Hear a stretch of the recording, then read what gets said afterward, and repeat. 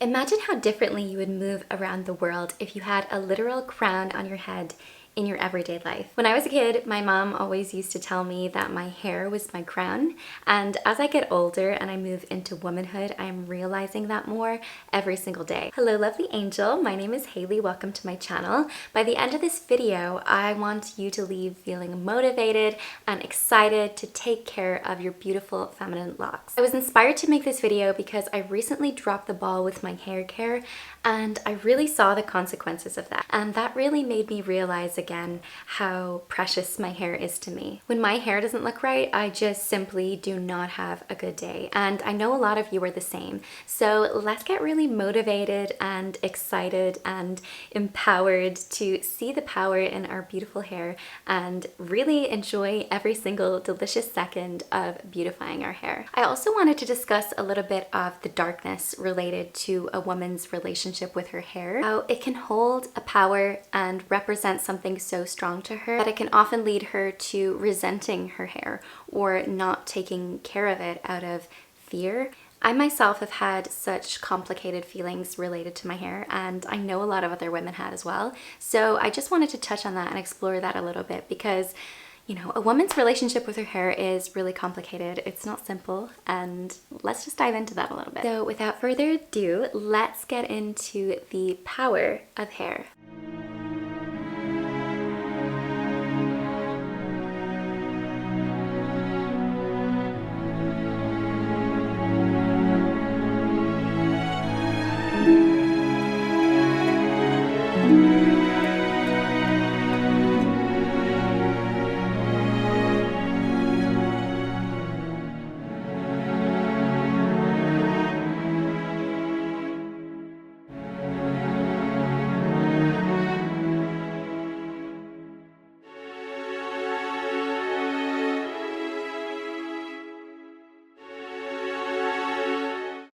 Unkempt hair is a major signal of poor hygiene and lack of care for oneself. So obviously it's very important to make sure your hair is always clean and smelling nice, but those kind of basic hygiene things are quite boring. So I don't want to talk about that. I want to talk about the magic of hair, how hair is powerful, how it can communicate, and how every woman has a unique and special relationship with her hair, be it a good one or a bad one. I'm hoping it's a good one for you. For me personally, after many years of ebbs and flows of my relationship with my hair, I have a good one. But really what I've noticed over the years and over time is the true power that beautiful hair holds. And I'm not just talking about long hair or any specific kind of hair texture. I'm talking about the type of hair that is just otherworldly and ethereal. It just surrounds a person's face like it was just meant to be there. It's so luscious and effortless looking that it just glides around them like a vibrant aura. It's hair that is done, sculpted, and groomed, but it just looks like the most natural thing ever because it fits and suits that person so perfectly. Like, you just have such gorgeous hair, but it's such a normal part of you. It's just a part of you. I love the theatrics of hair, like how big bouncy hair can make me feel really confident and bubbly, how slick straight hair might make you feel very mysterious and sensual, or red hair might make you feel bright and bold, or a blunt bob can make you feel flirty and playful. I love how they communicate these kind of things in movies. Like, usually when you see a character that has a certain type of hair, it tells you something about them. And that translates into real life too. The way your hair speaks to the world, it's telling something about yourself to the world. It's communicating something. It's just like art. It can make you feel things, and it can make people around you feel things as well. It can inspire emotion. It has a specific emotion or attribute that people are putting on it, or you're putting on it yourself. It's so much more than just hair. It tells people something about you. So think about what you want your hair to tell people about yourself. When you start thinking about your hair, you might think, Well, right now I don't have my dream hair. This is not the hair that I desire for myself or that I've always wanted to have or always wanted to try out. Or maybe you have hair naturally that doesn't really suit you or your personality very well, and you've never really considered before what other hair types might suit your personality even better. Like, I love how Dita Von Teese is a natural blonde, but her black hair suits her so perfectly. It's like it was meant for her. And she had to discover that herself. I'm not here trying to tell you that your natural hair is the best hair for you, because that is just not true. Sometimes it is. I feel like in my case, having curly hair, for example, is something that I am finally confident in, but it took me a while to get there. I can't even count the amount of times that I have been approached by girls who are telling me that they have hair like me naturally and they straighten their hair every single morning, and they just wish that they could embrace their natural hair like me. And it's funny because as nice as it is for them to give me that compliment, it feels like maybe they want to wear their hair curly and maybe they don't have the confidence to because they feel like it's not attractive enough. I know growing up in the early 2000s, curly hair was kind of seen as ugly, and it honestly crushed me in The Princess Diaries when Anne Hathaway's big curly hair was seen as ugly. That whole transformation montage, that really, really broke my heart. So I always want to ask these girls, but I never do. I always want to ask them, why do you not let your hair be curly? Why do you not embrace your curls? And I think half of it is because it's kind of difficult to look after them, and maybe they just haven't discovered that themselves yet, and they just feel like it doesn't suit them because straight hair is all they've ever known. Hair is a very intimate subject for women, I find, so I don't usually ask these women why they don't wear their hair natural, but it kind of upsets me when they say, oh, I wish I could, because of course you can, you just don't. And the reason for that you have to figure out yourself. I tried the straight hair thing briefly when I was 11 or 12. I had begged my mom to let me straighten my hair, and once I did, I realized that was not for me. I've tried it a few times in adulthood as well, and it just drains the sparkle right out of me. I always need to have big hair in order to feel confident, and that's something I realize more as I get older and as I try to fluff my hair throughout the video to make it remain big, because I'm not wearing any hairspray and I just want my hair to stand up, because I feel like once it's straight, it doesn't suit my facial features at all. It's weird, it drags everything down and it looks strange. So I either need it to be like quite short. I know it's not that short right now, but actually a few years ago it was quite long, and I feel like it really, really dragged my face down. Even though I loved the experience of having long hair, I don't think it suits me very well. And that's an experience I just had to go through in order to realize that. And I think everybody should just have a little bit more fun with exploring these different things with your hair. If you wish you could do something with your hair, then just do it. What exactly is stopping you? You seriously need to ask yourself that question. There is no reason why other people get to have magical, wonderful hair and you don't.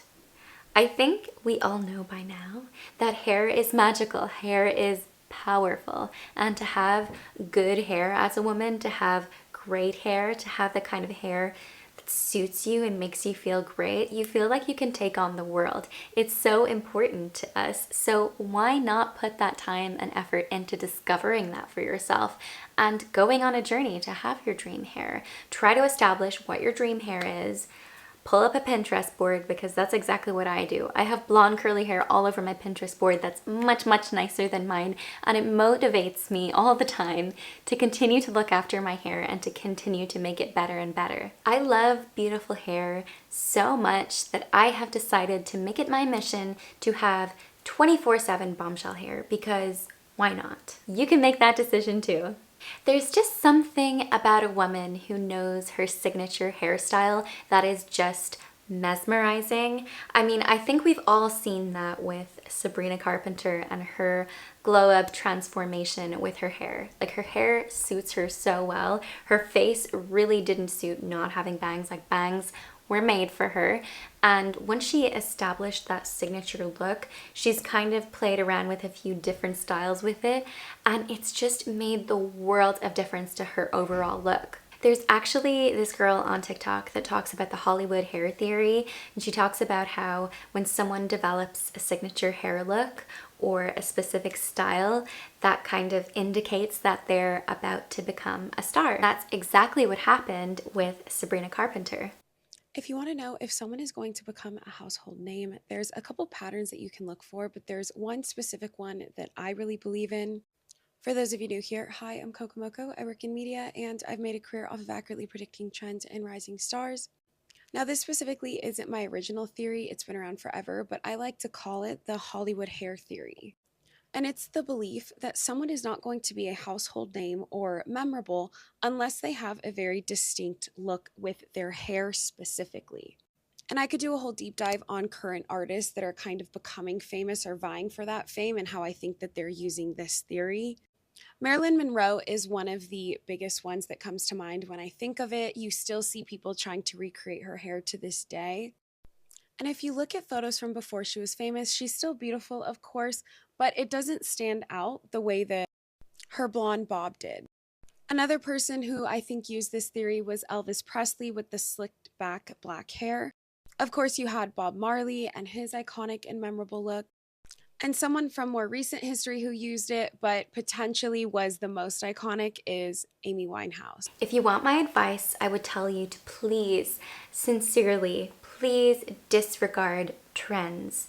I know it's so tempting for everyone right now to get a slick back bun or curtain bangs like Sabrina Carpenter, but I promise you it doesn't suit you, or it doesn't suit everyone at least. Maybe it does suit you, but you need to realize when something doesn't suit you.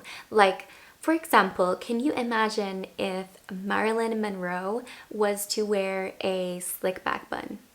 It would not suit her features at all. Now, of course, she is dazzlingly gorgeous, so she would still look stunning, but it is not her signature look, and it just wouldn't make her look like the Hollywood icon that she is. So really look at these different stars and maybe see if you have any similar facial features to them, because I know, for example, there are a lot of people who did that Pamela Anderson hairstyle, like the beautiful updo with all of the messy pieces coming down, and it was very 90s, and it looks amazing on a lot of people. So there are certain hairstyles like that that you can mess around with different hair textures, I guess, and it would look amazing on everyone. But there are certain styles that just don't look amazing on everyone and just bring out all the wrong features and sort of mess up your whole facial harmony. So you should really take your facial features and your overall style into consideration when choosing what hairstyle is going to be your signature look. And look, I will die on the hill of having a signature look. I am very boring in that sense. I do believe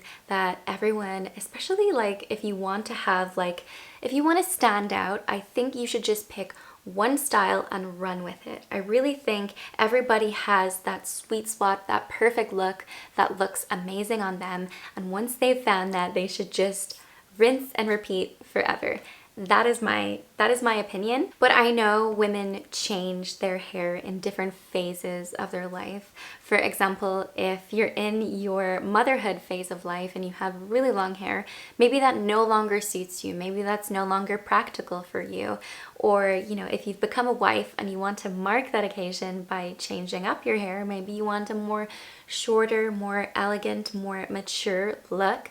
Definitely as we get older, our hair style can change and also trends change, and of course you don't want to have a really outdated look either. That's not what I'm saying with trends. I'm not saying to just have a completely, I don't know, like 2010 style hair in 2020, because some of those looks, they're dead and gone. If you can find your signature hair look, the power in that, I'm telling you, the power of having your signature hair look is unmatched. Reality is your hairstyle will sort of change as you get older and as your hair changes and as your lifestyle changes. It will change a little bit or a lot depending on your choice. I would advocate for a little bit, but however. Something which can remain the same though, no matter what your hair routine is ritualizing your hair routine. So that is something that is a very feminine practice that can sort of bring you back into yourself and just enjoying the experience of having beautiful womanly hair. You can use hair perfume and beautiful smelling oils. You can light candles while doing your hair routine, massage your scalp, really spoil yourself and make it a sensual and special experience. I believe that ritualizing a hair routine like that can really harness the power of your hair. If you put care into your hair, I believe that you will derive so much power from it. I think that being a woman is all in the details. It's creating beauty from nothing. Your hair is a great source of beauty, so honor it. Continue to make it beautiful. Having beautiful hair is not a permanent state, it's a practice. So continue the ritual of beautifying your hair throughout your life. Hair represents so much for us women. It is the ultimate signal of our femininity. Often we see women who don't want to be sexualized or want to rebel against the beauty standards shaving their head. To them, this can often represent stripping them of their feminine attractiveness. Take Sinead O'Connor, for example. She was a beauty throughout her whole life, and she decided to shave her head because she didn't want to be sexualized by the media. She wanted her music to speak for itself, even though her record label requested that she grow her hair long and wear mini skirts in order to sell her sexuality. In her life, beauty had been a curse. It was the reason, according to her, that people had harmed her. So she shaved her head in order to protect herself. She also mentions her sister in this particular Dr. Phil interview and how her sister had beautiful long red hair. And for some reason, Sinead's mother would refer to her sister as the ugly one and would refer to Sinead as the pretty one. I think stories like these and how bald heads are represented in the media and in movies really shows how powerful hair can be, and also how emotionally connected to our hair that women are. Sometimes with great power comes a lot of danger, and sometimes out of fear for our safety, we can feel like our hair is just a big signal that attracts unwanted attention. I've spoken about this on the channel before, but I had a really dark time when I was 19 years old, and I was in an environment that felt really unsafe to me. And I remember when I felt unsafe and when I felt like I didn't want anyone to look at me, I thought about my hair a lot. I put my hair up, or I felt conscious of my hair. It was definitely one of the major things that I felt like attracted unwanted attention. And funnily enough, due to all the stress and the bad state of mind that I was in, I started to lose my hair. Like clumps of my hair would be coming out in the shower. And I remember feeling like so sick when I would see these clumps just swirl on the floor of the shower. When I was losing hair like that, I also felt like I was losing myself. It was such a big part of me, and it was something that used to be such a great source of confidence for me, and it became a source of fear. At this time, I had so many conflicting feelings about beauty and what it meant to me.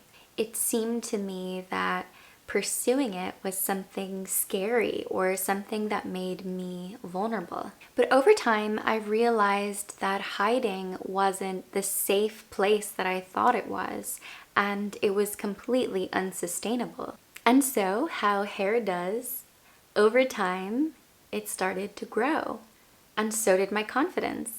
I started to take pride in my hair again. And I feel like others could really pick up on my hair confidence because I started getting so many compliments on my hair and people admiring my hair, which was really nice. So over time, as my inner world healed, my hair started to heal as well. And I started doing all these wonderful hair care rituals and actually going to a hairdresser rather than doing my hair myself or completely abandoning it. And so now here we are. I'm absolutely obsessed with hair, as you might be able to tell. And my relationship with my hair throughout my life has been a complicated yet significant one. Hair means so much to me, and I am constantly inspired to look after and improve my hair.